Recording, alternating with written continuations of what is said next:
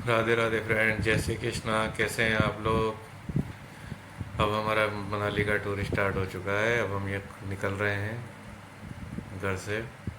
Kota junction के लिए आ चुके हैं।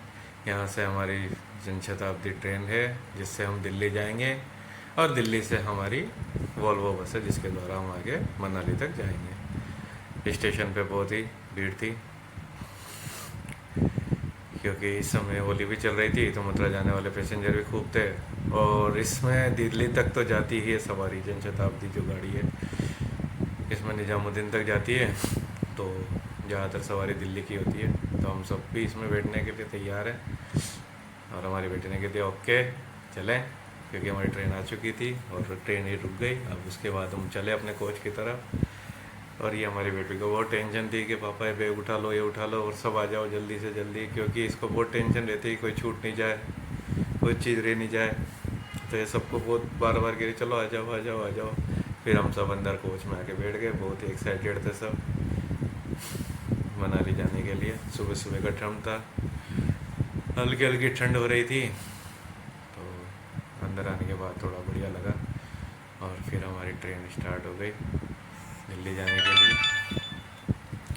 और इतने में वहाँ सूप वाला आया सुबह सुबह, तो हमारे मैडम ने सूप ले लिया गरम गरम, और हमारे दीदी जी हमारे साथ थे ये, तो उन्होंने भी सूप पिया। फिर हम सब दिन में दिल्ली पहुँचे, और हमारी ट्रेन के बाद अब हमें बस में सफ़र करना था। तो यहाँ पर स्टेशन पर हमने भोजन पार्टी करी, क्योंकि हमारी बस शाम को थी।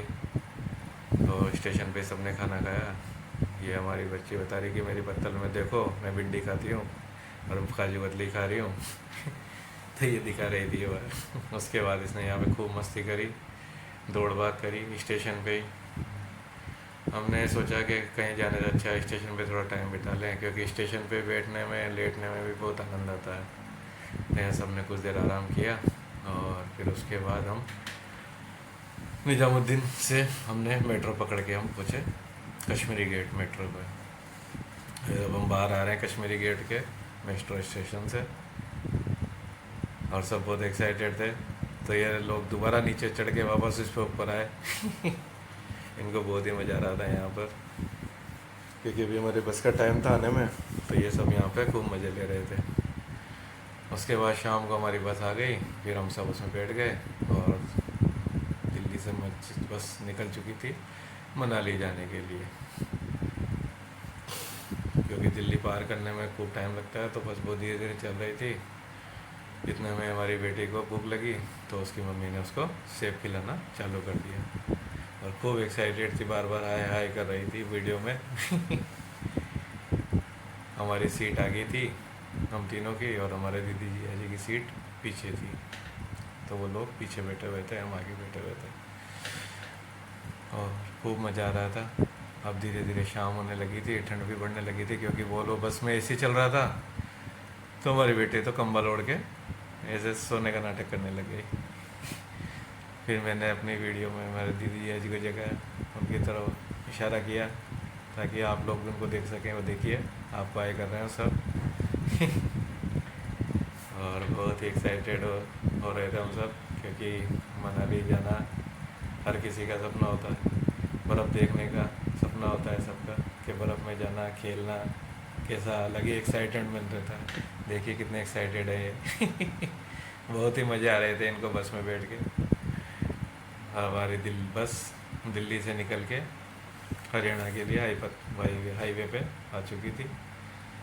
फिर रास्ते में बस वाले ने रात में एक होटल पे रोका, जहाँ पे हमने खाना खाना था। बस यहाँ पे आधे घंटे के लिए रुकनी थी, तो बस वाले ने पहले बोल दिया था भाई आप लोग जो भी है खाना पीना हो, फ्रेश होना हो, जिसको भी वहाँ यहाँ पे कर लें। और बहुत ही शानदार होटल था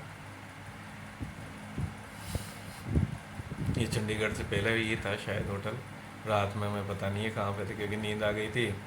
हम उठ के नीचे वापस उतरे थे, उसके बाद हम खाना खाने बैठे थे यहाँ पे। हमने ऑर्डर दे दिया था और इंतज़ार कर रहे थे बस अब खाने का। फिर खाना आया, सब ने अपना अपना सर्विंग करी और खाना स्टार्ट कर दिया।